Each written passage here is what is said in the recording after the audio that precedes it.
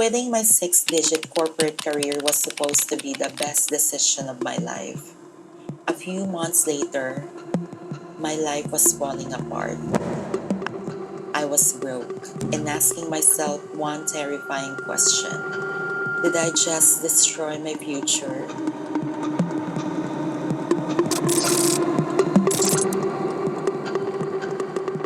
Naranasan mo na ba na bago ka matulog kung saan-saan nakakarating ang isip mo? Yung tipong nakatitig ka sa kisame at mapapasabi ka na lang na sana iba naman ang bukas ko. Sana kaya ko rin magsimula ulit. At sana kaya kong iwanan ng trabahong unti-unting kumakain ng kaluluwa ko. Pero ang totoong tanong, kapag nakuha mo na ang kalayaang hinihingi mo, handa ka ba na harapin ang totoong buhay na walang sasalo sa'yo?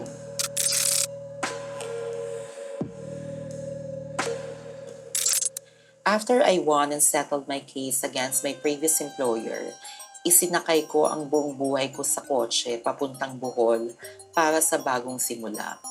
It felt like the satisfying ending of a very long, very painful movie. Pagkatapos ng mahabang panahon ng pagiging bayaning puyat, sabi ko sa sarili ko, ito na ata ang pinapangarap ko, na maging isang tunay na Disney princess made in Bohol. And for the first few months, it was a fairy tale. For over 15 years, my life was measured in KPIs, meetings, kahit rest day nagtatrabaho. Yung tipong alarm ng alarm yung phone mo, pero wala kang lakas ng loob na patayin yung alarm clock mo, hindi dahil sa pagod ka, kundi alam mo sa sarili mo na paulit-ulit na lang. Pero wala eh. Kailangan mong bumangon dahil isa kang breadwinner. But suddenly here in Bohol, the alarm clock did not dictate my day. Pwede akong magkape sa sala, pwede akong tumunganga na hindi ako nagigilty kasi may namimiss ako na urgent meeting. But looking back now, I have to admit something. Just like in real fairy tales, my decision to move back to Bohol was somehow impulsive because it did not make logical sense on paper. With my experience, I know I could easily land another job in Manila. Pero pinili ko ang Bohol. Parang may invisible pull to go back home. Parang hinatak talaga ako pabalik sa probinsya. Nung una hindi ko maipaliwanag kung bakit, pero hindi ko alam na months later, may intindihan ko rin yung dahilan.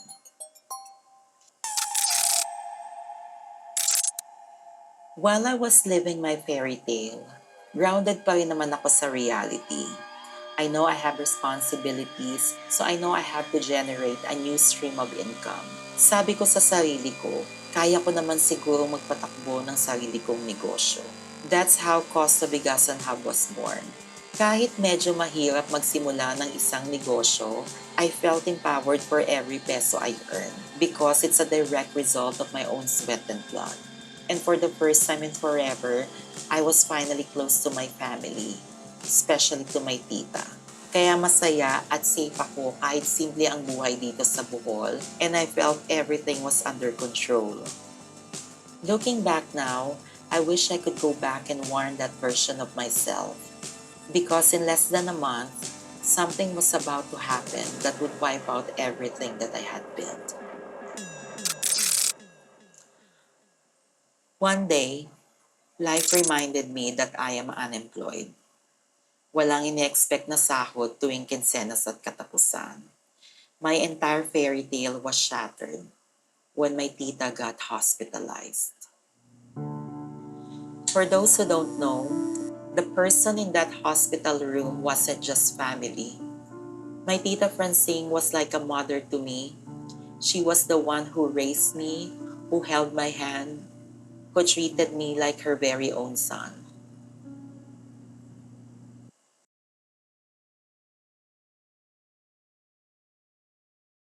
As a long-time breadwinner, she's my why. She's the reason why I woke up every single morning to face the corporate world. Siya ang reason ko kung bakit ako lumalaban sa gitna ng stress, puyat at pagod. A year before I quit my job, I had to make one of the hardest decisions in my life. Because of the demands of work, I couldn't really give her the time and care she truly deserved. Kaya kahit masakit man, pinauwi namin siya dito sa Bohol para maalagaan siya ng mama ko. 'Di ba? The things you do for work, yung nagtatrabaho ka para sa pamilya mo pero kailangan mong i-give up yung pamilya mo para sa trabaho mo. We were separated for about a year kahit gaano kahirap ang trabaho. Never siyang nawala sa isip ko. Deep down, nagigilty ako kasi dapat ako ang nag-aalaga sa kanya personally. Kaya siguro ako hinatak dito sa Bohol kasi subconsciously, alam kong kailangan ko siyang makasama. When you resign from your work, and even if you have a business, there's a layer of panic that nobody warns you about.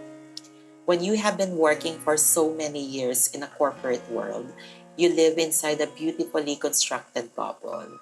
Sure ka na may papasok na pera sa'yo. But when you leave that world, the armor vanishes. Standing in that provincial hospital corridor, na-realize ko na wala na pala akong regular income na ini-expect. Every single peso for medicines and all unexpected expenses in the hospital had to come directly out of my pocket. Though I have support of my family, my partner, my sister, and my friends, I still felt completely unprotected. Parang ginugunaw yung pangarap ko dito sa Bohol. But losing money wasn't the worst thing that happened. For the first time in years, I was calculating whether I could afford food, medicine, and inventory all in the same week. A retail business like Costco takes time to mature, but when a family medical emergency hits, you don't care about profit. You care about survival. I started pulling funds from my business. Unti-unti, nauubos yung savings ko, humihina ang negosyo, pero sa puntong yon, isa lang ang mahalaga, si tita. Habang nagmamaneho ako pabalik sa ospital, hindi ko alam na yung bawat kilometro na tinatahak ko, palayo pala sa huling pagkakataon na makakausap ko siya. Akala ko pabalik ako para alagaan ko siya. Hindi ko alam na pabalik pala ako para magpaalam. Pagdating ko sa ospital, my tita passed away.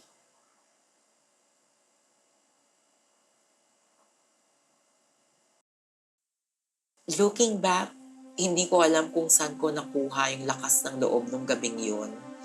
Hindi ko alam kung paano ko nailabas si tita simula ospital para dalhin siya sa chapel. Kung paano ako nakapili na damit na susuotin niya at kung paano ko siya nadala sa Pamilacan Island. Siguro ganun talaga pag nasa ganung situation ka. Hindi mo na iniisip kung saan ka kukuha ng lakas ng loob. Ginagawa mo na lang kung ano yung sa tingin mong tama. Lumipas yung mga araw na parang naka-autopilot lang ako. I couldn't think about the business. I couldn't think about anything. Why would I? The person who raised me, the person who used to be my anchor, wala na. Because I had channeled all my resources into her care, reality caught up with me. Dumating ako sa point na simot, broke, at walang mapuntahan. Kakainin ka ng hiya, kakainin ka ng pride mo, kakainin ka ng lungkot. Dati ako ang nagbibigay ng tulong, pero dumating ako sa time na ako na yung humihingi ng tulong. Paris, anong nangyari sa'yo? You left so many opportunities in Manila for Bohol. Pero ngayon broke ka na at wala na yung taong dahilan kung bakit mo ginagawa to. Sa isang iglap, pakiramdam ko parang nawala ang lahat. No identity, no money, no safety net, and now, no anchor. Just me sitting in the ruins of my fairy tale. Akala ko noon wasak na ang kwento ko. Hindi ko alam na doon pa lang pala magsisimula ang totoong dahilan kung bakit ako pinauwi dito sa Bohol.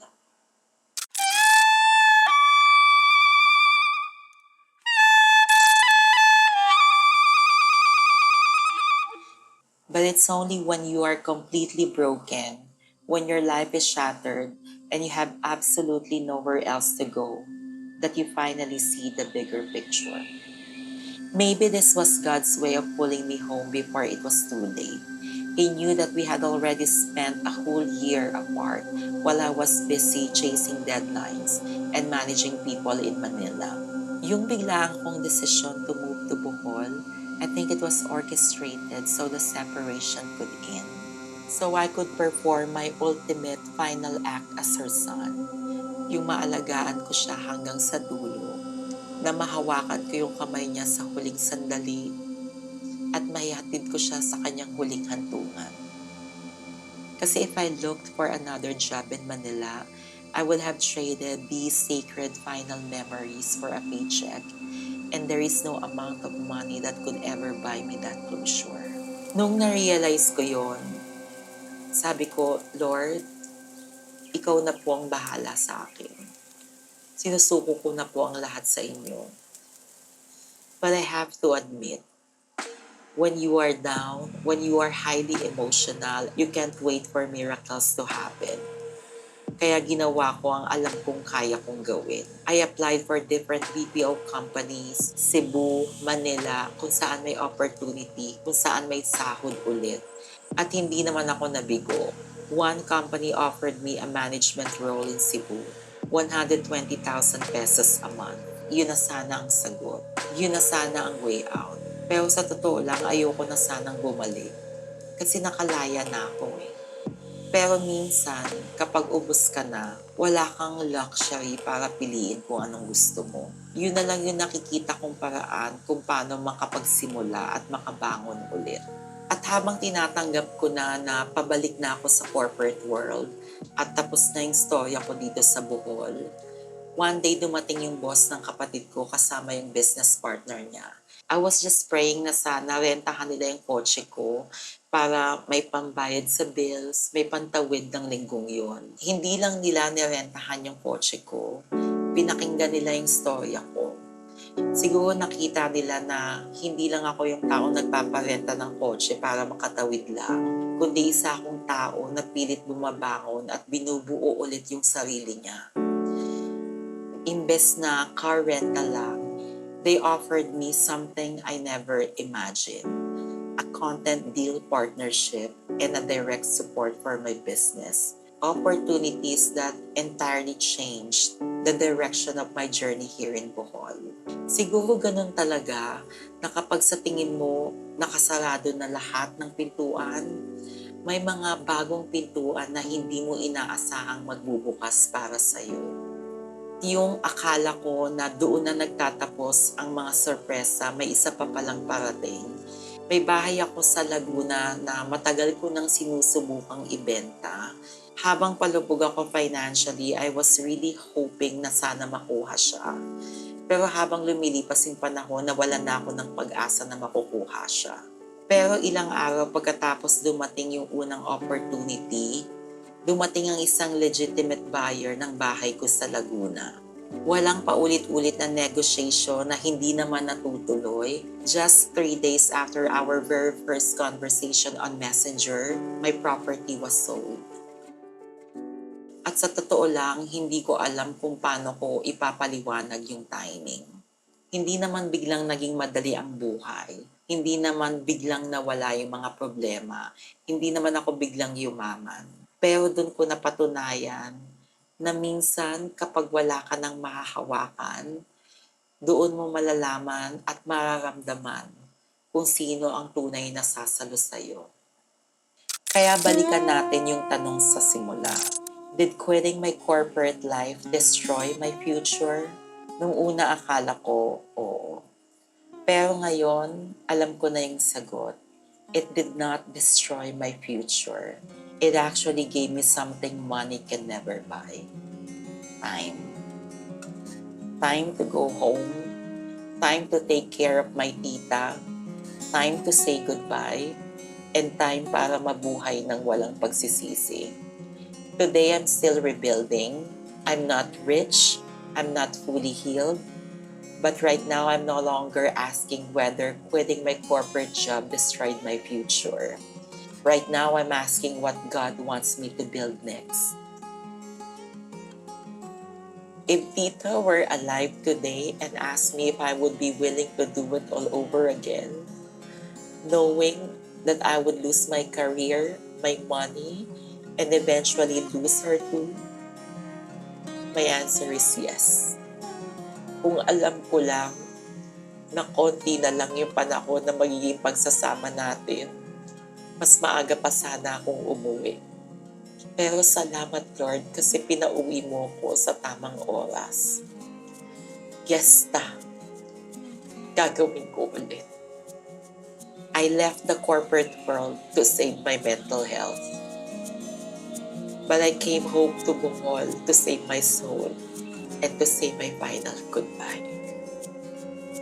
And that for me